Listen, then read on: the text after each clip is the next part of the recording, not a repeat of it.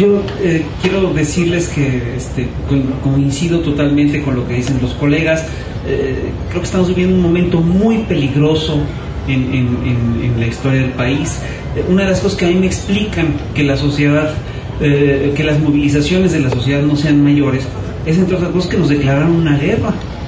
Es decir, si las revoluciones se pudieran prever, si los movimientos sociales y el tiempo de los movimientos sociales se pudiera prever, pues ninguna revolución se daría, ningún movimiento social surgiría. En cuanto los movimientos sociales son previsibles, los gobiernos hacen lo posible y lo imposible porque estos no se den, por ahogarlos, por ahorcarlos.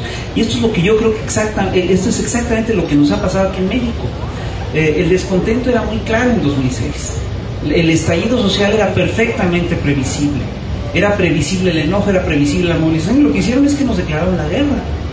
Y lo que estamos viviendo es muy grave. Es decir, es una guerra además que no ha sido declarada formalmente, entre otras cosas porque Calderón sabe, el gobierno sabe que si se declara formalmente una guerra se tiene que ceñir a las convenciones de Ginebra, se tiene que seguir a toda una serie de cosas. Entonces siempre será más cómodo violar la legalidad si no se siguen estas convenciones y tratados que si se siguen. Lo que estamos viviendo es verdaderamente espeluznante. Desde que llegó, es decir, las cifras del periódico son muy alarmantes. Hemos visto cómo han crecido el número de muertos por año en este sexenio, y la verdad es que las cifras son alarmantes. El primer año hubo cerca de 2.500 ejecuciones vinculadas al crimen organizado. Al año siguiente, el primer año del gobierno de Calderón, en 2008, hubo ya más de 5.000 ejecuciones vinculadas al crimen organizado. Un año después ya eran 7.000 y tantas. Al año siguiente eran 15.000. Y si sumamos el número de muertos, ya vamos cerca de los 50.000. Y el otro día Calderón tuvo la buena fortuna de decir que estaba muy preocupado por el número de desaparecidos, porque ni sabía cuántos eran. Probablemente rebasaban los 10.000. Hagamos cuentas. Si hacemos cuentas, vamos arriba de los 60.000 muertos y desaparecidos. Pues es una barbaridad. Hay países en guerra que no tienen estas cifras de muertos y desaparecidos. Entonces, aquí lo que está pasando, lo que ya pasó y que es muy grave, es que efectivamente nos declararon la guerra. Y nos declararon la guerra, además, que ni siquiera tiene que ver con la agenda nacional. Está ocurriendo una cosa muy curiosa en la era del Internet. Toño hace un ratito estaba haciendo una semblanza de lo que ocurre con la sociedad, que luego la sociedad efectivamente son muy controladas por los medios masivos de comunicación, y esto no solamente ocurre en México, ocurre en todo el planeta. Pero una de las cosas que ocurren es que estos señores tienen la habilidad y la capacidad de plantear e imponer una agenda, y plantear e imponer temas de discusión, y no se discuten otros. Entonces, efectivamente es una sociedad que ha sido bombardeada por mecanismos de publicidad, también ha sido muy desinformada, es decir, y en esto incluyo no solamente el que se oculte la información, sino toda una serie de mecanismos muy complejos para desviar la atención del público, para que la gente no se fije en los temas que son importantes.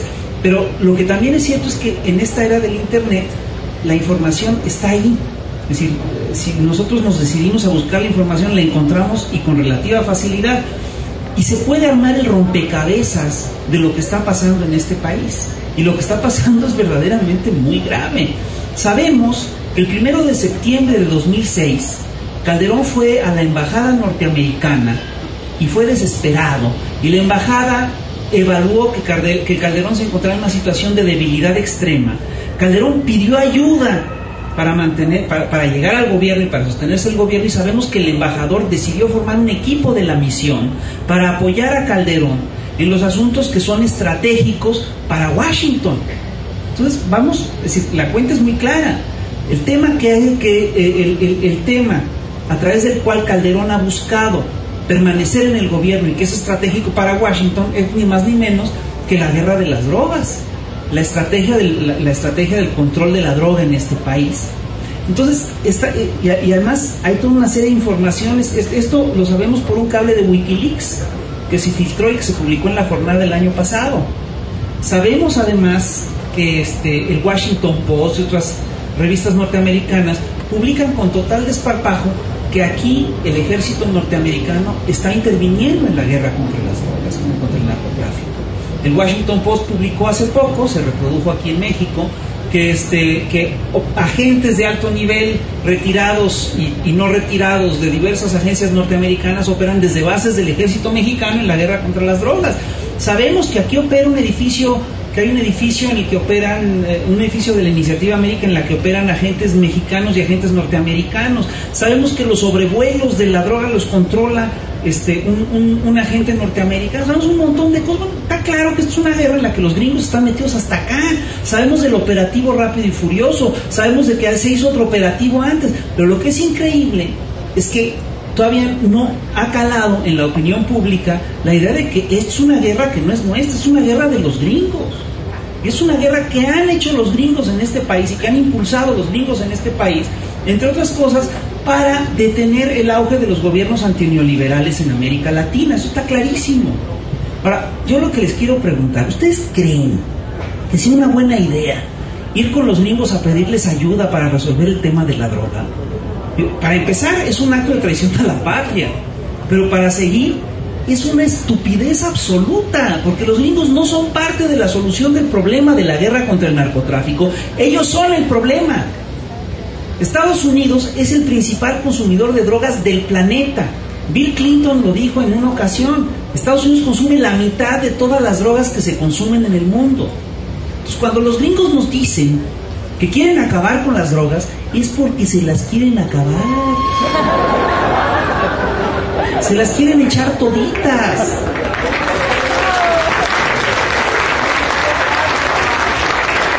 No es porque las quieran eliminar, al contrario, Estados Unidos ha buscado mantener a lo largo de este tiempo, de todo este tiempo, una política de suministro y de abasto de drogas. El verdadero problema en relación a las drogas de Estados Unidos, el verdadero problema de seguridad de Estados Unidos sería que les dejáramos de mandar material.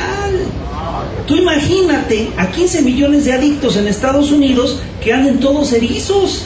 Pues ese país se quema. Ahí habrá problemas severos, ¿no? Lo que se está buscando justamente es controlar el mercado de las drogas. Y si hacemos una revisión, además de la política de Estados Unidos ante las drogas, vamos a ver dos cosas. En primer lugar, Estados Unidos tiene una actitud sumamente hipócrita y sumamente ambigua ante las drogas. Por un lado dice combatirlas, por el otro lado tolera el consumo a nivel interno, y por el otro lado además es un hecho que Estados Unidos ha sido el principal promotor de las redes de narcotráfico en el planeta. Ha hecho prácticamente todas las redes de narcotráfico que se han armado desde 1945 hasta la fecha.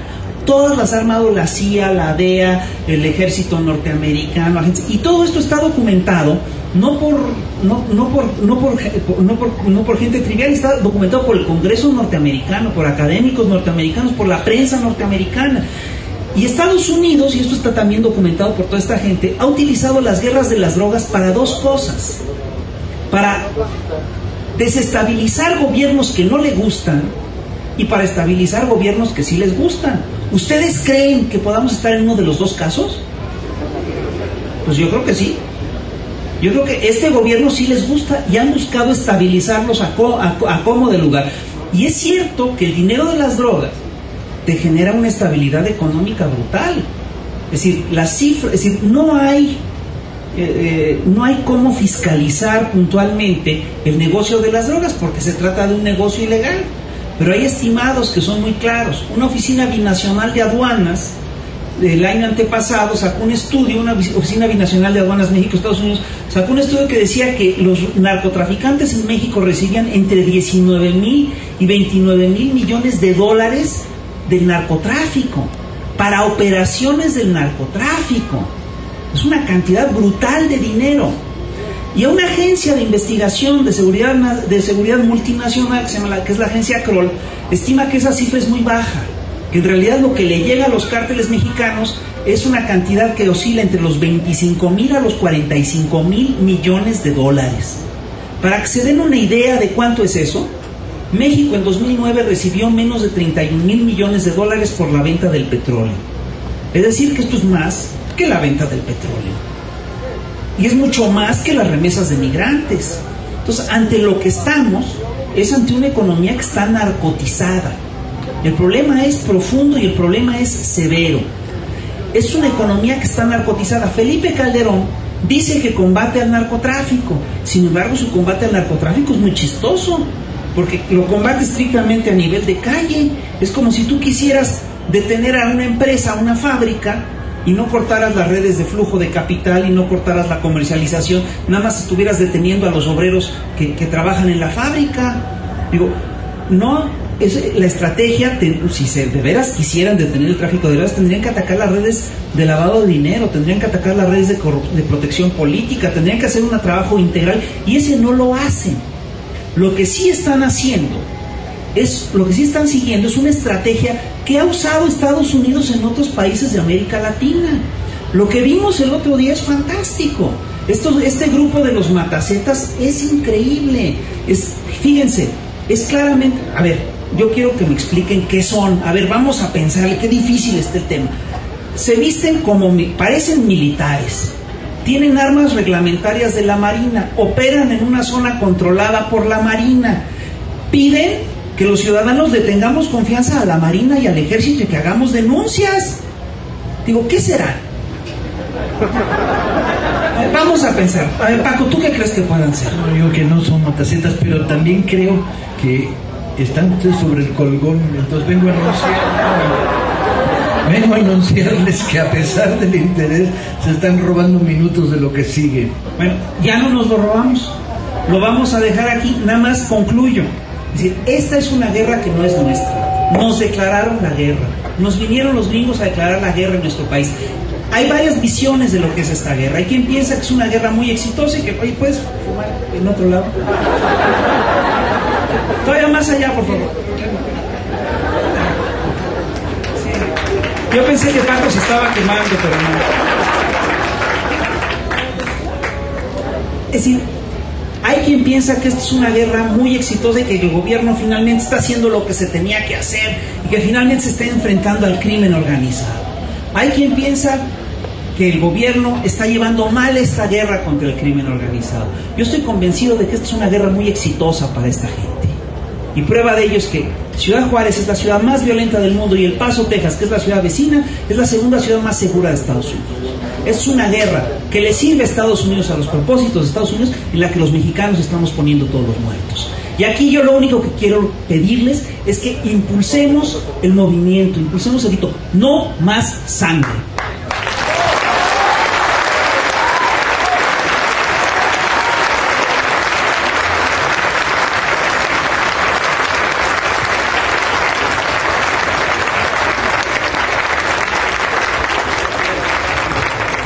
Creo que con el método del estéreo logramos crear la transición. Sí, no más sangre. Y además solo nosotros vamos a poder pararla, ellos no la van a parar. Eso está claro. Entonces, esta feria de libros se congratula en tener... a fuerza, espérate.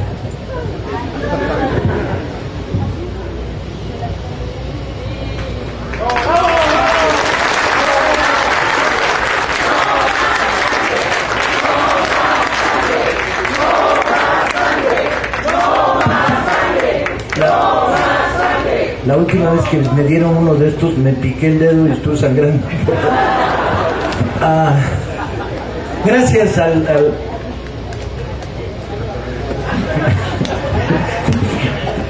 gracias a los compañeros, porque no solo representan una opción moral en un país amoral, sino que además representan el sentir el humor más drástico, rascuache, salvaje que este país necesita tanto. Y sobre todo representan una dosis notable de talento. Da gusto estar con ellos. Un aplauso para los tres compañeros. Es la única manera de correrlo.